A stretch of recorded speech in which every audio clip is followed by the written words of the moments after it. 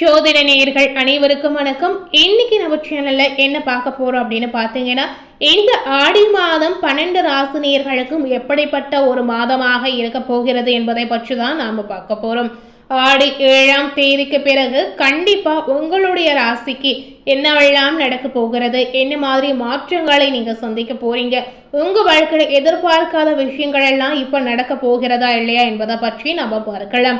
ஏன் இந்த ஆடி 7ஆம் தேதிக்கு பிறகு பார்க்குறோம் அப்படின்னு பார்த்தீங்கன்னா, இந்த நேரத்துல கிரக நிலையுடைய தாக்கம் அதீத பயங்கரமாக இருக்கு அப்படின்னு சொல்லியிருக்காங்க. அது மட்டும் இல்லாமல் இந்த ஆடி மாதம் கடவுள் வழிபாட்டிற்கு உகந்த மாதம் என்று அனைவருக்கும் தெரியுங்க. அதுவும் பார்த்தீங்கன்னா நிறைய கோவில்களில் இந்த மாதம் பண்டிகை பார்த்தீங்கன்னா விசேஷமாக செய்வாங்க. குறிப்பா அம்மன் வழிபாடு செய்வதற்கு ஒரு ஏற்ற மாதமாக இருக்கிறது. இந்த நேரத்துல நீங்க அம்மனை மட்டும்தான் வழிபாடு செய்யணும் அப்படின்னு கேட்டீங்கன்னா கண்டிப்பா கிடையாதுங்க. அனைத்து தெய்வத்தையுமே வழிபடக்கூடிய ஒரு மாதம் என்றால் அந்த மாதம் ஆடி மாதம் அப்படின்னு ஜோதிட ரீதியாகவும் சொல்லியிருக்காங்க.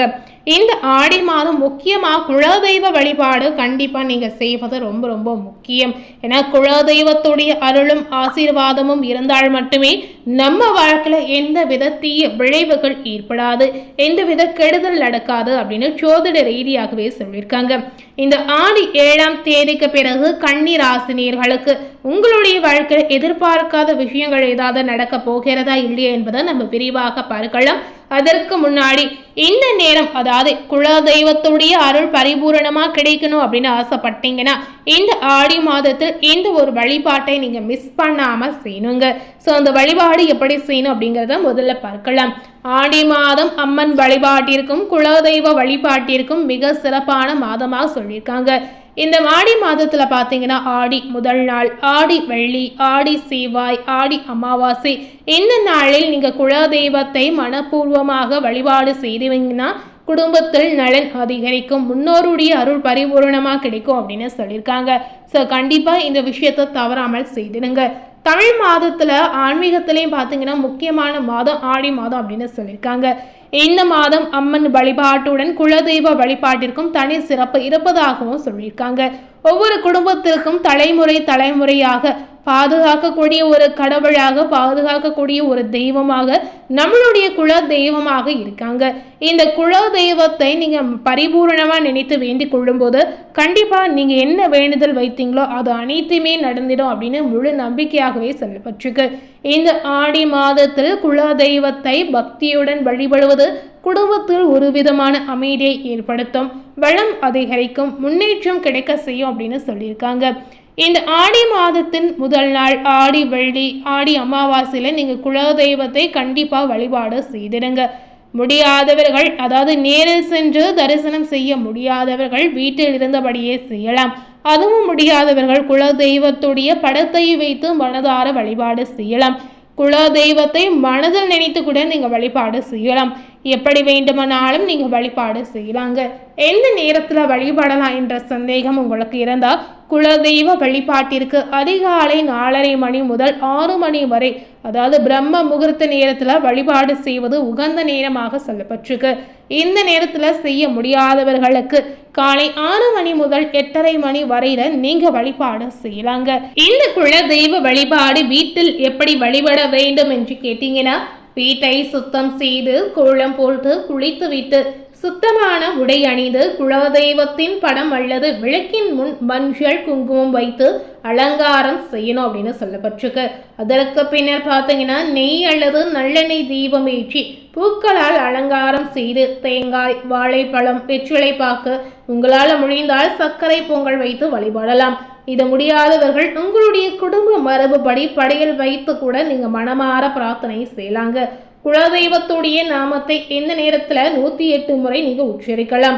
என்ன வேண்டிக் கொள்ளலாம், எதற்காக நம்ம அந்த வழிபாடு செய்யறோம் அப்படின்னு கேட்டீங்கன்னா, உங்க வாழ்க்கையில இருக்கக்கூடிய எந்த ஒரு பிரச்சனையா இருந்தாலும் சரி இந்த வழிபாடு நீங்க கண்டிப்பா செய்யலாங்க. குறிப்பாக பாத்தீங்கன்னா குடும்ப ஒற்றுமைக்காக வழிபாடு செய்யலாம். திருமண தடை இருப்பவர்கள் குறிப்பா இந்த வழிபாடு செய்யலாம். குழந்தை பேருக்காக நீங்க வழிபாடு செய்யலாம். கல்வி, வளர்ச்சி, வேலை வாய்ப்பு, தொழிலில் முன்னேற்றம், பொருளாதார வளம், நல்ல ஆரோக்கியம், முன்னோருடைய ஆசீர்வாதம் கிடைப்பதற்கும் இந்த வழிபாடு நீங்க செய்யலாம். இந்த வழிபாட்டால் கிடைக்கக்கூடிய ஆடி மாத பலன் என்ன அப்படின்னு பார்த்தீங்கன்னா, இந்த நேரத்தில் நீங்கள் குலதெய்வ வழிபாடு செய்வது மூலம் குடும்பத்தில் எதிர்பார்த்த விஷயங்கள் நடந்திடும், உறவுகள் வலுப்பெறும், திருமண தடை இருந்தால் நீங்கிடும், குழந்தை பேறு கிடைத்திடும், தொழில் வியாபாரத்தில் முன்னேற்றம் ஏற்படும், தீராத கடன் சுமை இருந்தால் கண்டிப்பாக குறையக்கூடிய வாய்ப்பு இருக்கிறது, தீய சக்திகளுடைய தாக்கம் விலகிடும், குடும்பத்திற்கு பாதுகாப்பு வளமும் கிடைக்கும் அப்படின்னு பக்தர்களுடைய நம்பிக்கையாகவே சொல்லப்பட்டிருக்கு. இந்த ஆடி மாதத்தில் கடைபிடிக்க வேண்டிய விஷயங்கள் என்னன்னு பார்த்தீங்கன்னா, தினமும் காலை மாலை விளக்கு ஏற்றலாம், ஆடி வள்ளி ஆடி செவ்வாயில நீங்க மனமாற விரதம் இருக்கலாம், ஏழை எளியோருக்கு அன்னதானம் செய்யலாம், குடும்பத்துடன் கோவிலுக்கு சென்று தரிசனம் செய்யலாம். ஸோ இந்த மாதிரி விஷயத்தெல்லாமே நீங்கள் செய்து வந்தீங்கன்னா இந்த ஆடி மாதத்தில் குலதெய்வத்துடைய அருள் உங்களுக்கு பரிபூரணமாக கிடைத்திடும் அப்படின்னு சொல்லியிருக்காங்க. இதனைத் தொடர்ந்து இந்த ஆடி மாதம் கன்னி ராசி நேயர்களுக்கு எப்படிப்பட்ட ஒரு மாதமாக இருக்கிறது என்பதை இப்போ நம்ம முழுமையாக பார்க்கலாங்க. கன்னி ராசி நேயர்களுக்கு பார்த்தீங்கன்னா ஆடி மாதம் ஒரு ஸ்பெஷல் மாதம் அப்படின்னு சொல்லியிருக்காங்க. ஒவ்வொரு தமிழ் மாதத்திற்கு பின்னாடியும் பார்த்தீங்கன்னா ஒரு அறிவியல் பூர்வமான உண்மை இருப்பதாகவும் சொல்லியிருக்காங்க. இந்த ஆடி மாதத்தில் பல கிரக நிலைகளில் சில அதிசயங்கள் ஏற்படுது. இதன் மூலம் தான் கன்னி ராசினியர்களுக்கு என்ன நடக்க போகிறது என்பதை பார்க்க போறோம். ஆடி மாதம் ஜூலை 17ஆம் தேதியான அன்றில் ஆரம்பித்து ஆகஸ்ட் மாதம் 16ஆம் தேதி வரை நீடிக்கும். 12 ஆண்டுகளுக்கு பிறகு பார்த்தீங்கன்னா சிவராஜ் யோகத்துடன் ஆடி மாதமானது பிறக்கிறது.